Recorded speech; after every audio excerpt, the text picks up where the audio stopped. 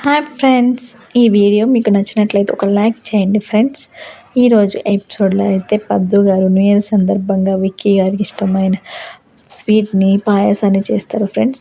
ఆ స్వీట్ తినడానికి అందరూ డైనింగ్ టేబుల్ దగ్గరికి వచ్చేస్తారు. అందరూ స్వీట్ తినంగా మురళి గారు కూడా ఎంటర్ అవుతారు.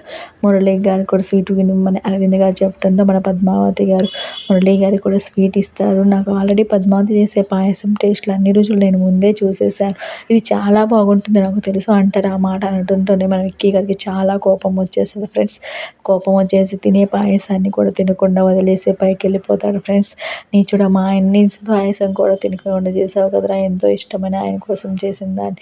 మన పద్మావతి గారు పాయసాన్ని తీసుకుని పైకి వెళ్ళి విక్కీ గారికి ఇస్తారు. కానీ విక్కీ గారు దాన్ని తినకుండా కింద పడేస్తారు ఫ్రెండ్స్. నైవంచుకురాలా, నీ గురించి నాకు తెలియదా, ఎన్ని నాటకాలు వేస్తావు నా ముందు, కావాలనే కదా నువ్వు నన్ను ఆపావు. ఆ మురళి నేను చేయకుండా అక్కడ అరవింద్ గారి గురించి ఆపాను సార్, మిగతాది ఏమీ లేదు. నేను ఇప్పుడే మురళి గారి చేత మీకు నిజం చెప్పిస్తానని మురళి గారిని తీసుకురావడానికి కిందికి వెళ్తారు ఫ్రెండ్స్. మురళి గారు రాను, నేను ఎందుకు వస్తాను, నేను ఎందుకు అలా చెప్తానంటారు. కత్తి చూపించి బెదిరించడంతో పైకి వస్తారు ఫ్రెండ్స్.